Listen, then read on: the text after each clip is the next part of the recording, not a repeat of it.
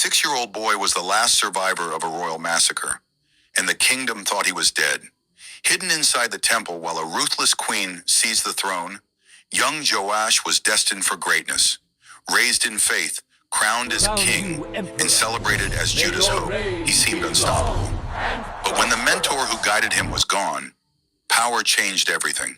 The king who once saved a nation would make choices that led to betrayal, bloodshed, and a shocking downfall.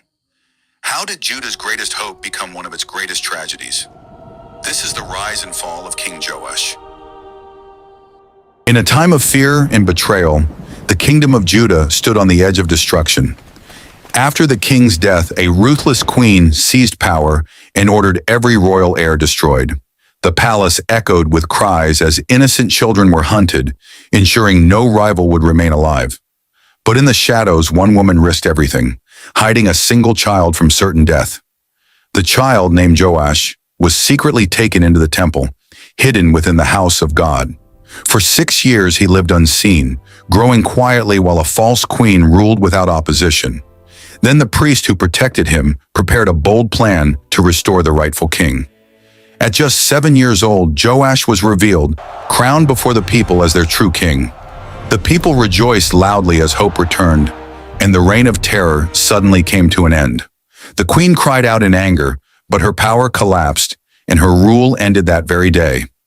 Under the guidance of the priest, Joash began his reign with wisdom and devotion to God. He ordered the temple repaired, restoring what had been neglected during years of corruption and idolatry.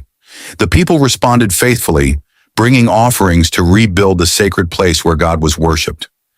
As long as his mentor lived, Joash ruled well, walking in the path he was taught. But when the priest died, something within the king quietly began to change. New voices surrounded him, offering different counsel, slowly pulling his heart away from truth. The king turned from God, allowing the people to worship idols and abandon their covenant. God sent messengers to warn him, calling the king back before destruction would come. One voice stood out, the son of the very priest who had once saved Joash. Faced with truth, the king made a choice that would define the rest of his life. Instead of repenting, Joash commanded that the man be silenced, no matter the cost. The son of his mentor was killed, in the very place where Joash had once been protected. From that moment, the consequences began, as the kingdom moved toward inevitable judgment. A small enemy force came against Judah, yet somehow defeated the king's much larger army. Injured and abandoned, Joash found himself alone, far from the strength he once possessed. Even those closest to him turned, quietly planning an end to his broken reign. And in the end, the king who was once saved was betrayed and struck down.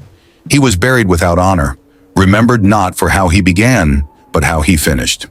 The throne remained, but the legacy left behind was one of wasted potential and broken trust.